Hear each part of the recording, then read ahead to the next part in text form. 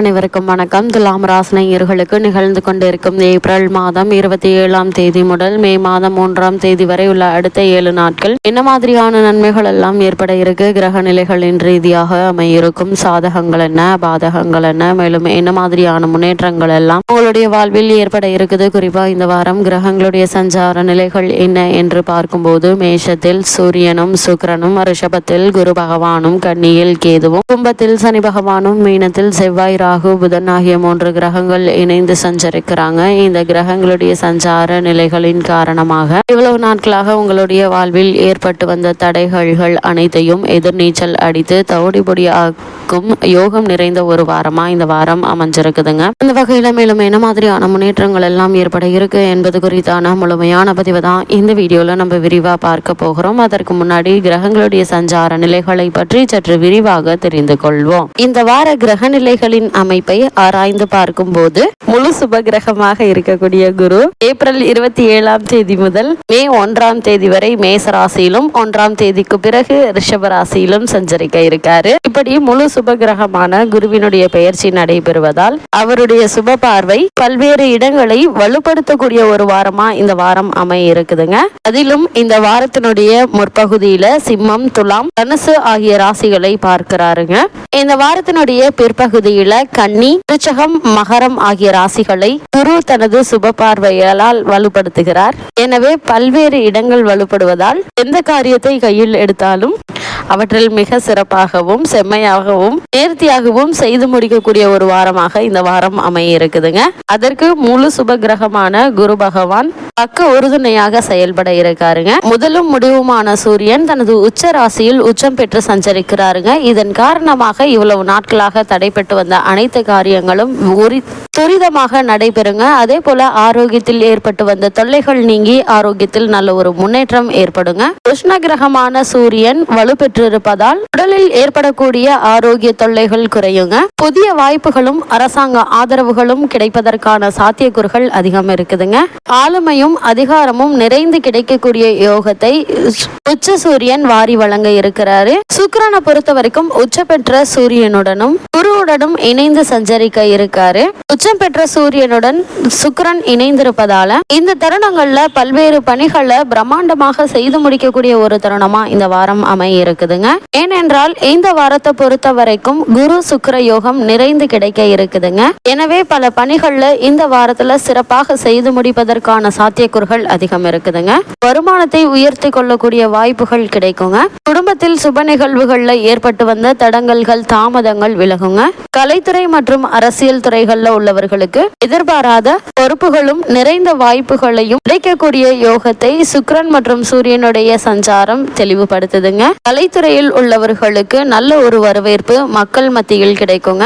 உங்களுடைய திறமைக்கு அங்கீகாரம் கிடைக்கக்கூடிய வகையில் பல புதிய வாய்ப்புகளும் சந்தர்ப்பங்களும் கிடைக்கக்கூடிய ஒரு வாரமா இந்த வாரம் அமைய இருக்குது. பூமிகாரகன் மங்களகாரகன் என்று சொல்லக்கூடிய செவ்வாயை பொறுத்த வரைக்கும் ராகுவுடன் இணைந்து மீன ராசியில் சஞ்சரிக்கிறாரு. வித்யாகாரகராக இருக்கக்கூடிய புதனும் ஆகிய 3 கிரகங்களும் இணைந்து குருவினுடைய ஆட்சி வீடான மீன ராசியை வழிபடுத்தக்கூடிய வகையில் அமைந்திருப்பதால் புதிய அசையும் மற்றும் அசையா சொத்துக்களை வாங்கி மகிழ்வதற்கான சாத்தியக்கூறுகள் இந்த வாரத்தில் அதிகம் உண்டுங்க.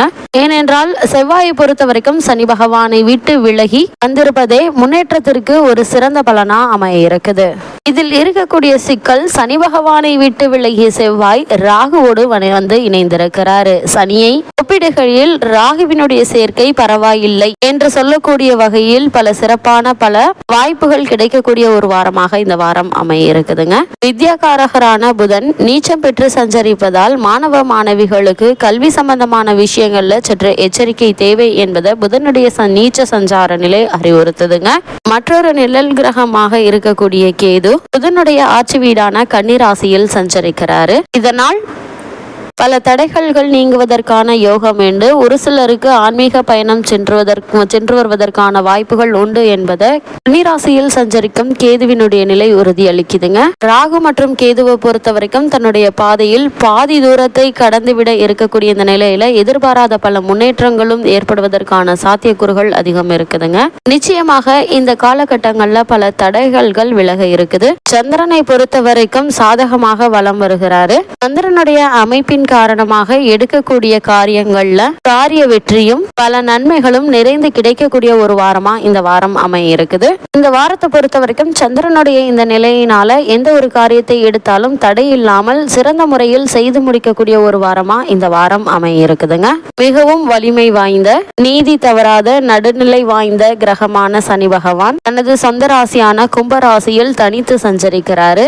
ஆட்சி பலம் பெற்று சஞ்சரிக்கிறாரு. கும்பத்தில் சனி பகவான் சஞ்சரிக்கக்கூடிய இந்த காலகட்டங்கள்ல குடம்குடமாய் நன்மைகளை வாரி வழங்குவார் என்பது ஐதீகமாக பார்க்கப்படுதுங்க. அது மட்டும் இல்லாமல் குருவினால் ஏற்படக்கூடிய மாறுதல்களும் என அனைத்துமே தனது வாழ்வில் இருக்கக்கூடிய சிரமங்களை அனைத்தையும் எதிர்நீச்சல் அடித்து வெற்றிகரமாக நன்மை நிறைந்தவையாக மாற்றிக்கொள்ளக்கூடிய யோகம் நிறைந்த ஒரு வாரமாக இந்த வாரம் பார்க்கப்படுதுங்க. சனி பகவான் ஆட்சி பலம் பெற்றிருப்பதால் உத்தியோகம், தொழில் மற்றும் வியாபாரத்தில் புதிய வாய்ப்புகளும் லாபம் நிறைந்து கிடைக்கக்கூடிய யோகத்தை சனி பகவான் கொடுக்க இருக்காருங்க.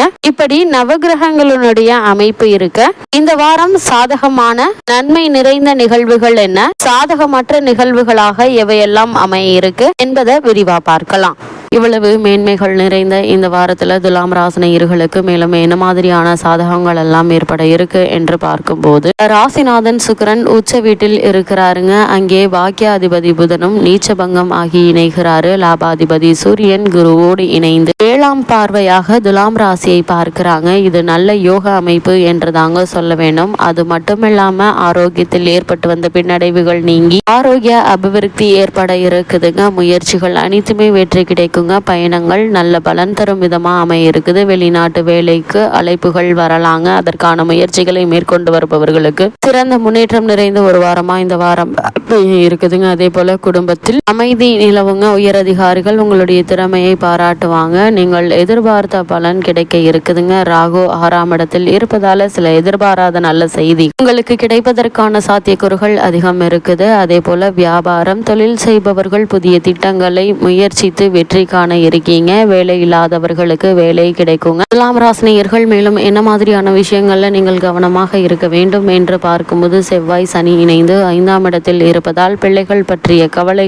அதிகரிக்குங்க. வழக்குகள் இழுத்தடித்து சோர்வை தரும். உடன்பிறப்புகளால் சிரமங்கள் உண்டுங்க. சொத்துக்களில் எதிர்பாராத வில்லங்கங்கள் வரலாங்க. இதனால் இது மாதிரியான விஷயங்கள்ல கவனம் மிக மிக அவசியங்க. தந்தையோடு கருத்து வேறுபாடு ஏற்படலாங்க. பெண்களால் சிலருக்கு அவப்பெயர் ஏற்படுவதற்கான சாத்தியக்கூறுகள் அதிகம் இருக்கு என்பதால் எதிர்பாலினத்தவருடன் பழகும் போது மிக மிக அவசியங்க. குறிப்பா உத்தியோகத்தில் வேலை பார்ப்பவர்களிடம் உங்களுடைய சொந்த கருத்துக்களை பற்றி யாரிடமும் கூறாமல் இருப்பது மிக மிக நல்லது என்பதை கிரகங்களுடைய சஞ்சார நிலைகள் மீண்டும் மீண்டும் உங்களுக்கு அறிவுறுத்துது. துலாம் ராசினியர்களுக்கு கிரக நிலைகளின் ரீதியாக கூறப்படும் பரிகாரம் என்ன என்று பார்க்கும்போது, மகாலட்சுமியை வழிபட மகத்தான நம்பிக்கை பிறக்குங்க. நல் வாழ்க்கை கிடைக்குங்க. செவ்வாய் தோறும் துர்க்கையை வழிபடுங்க. எண்ணற்ற நன்மைகள் உங்களுடைய வாழ்வில் ஏற்படும்.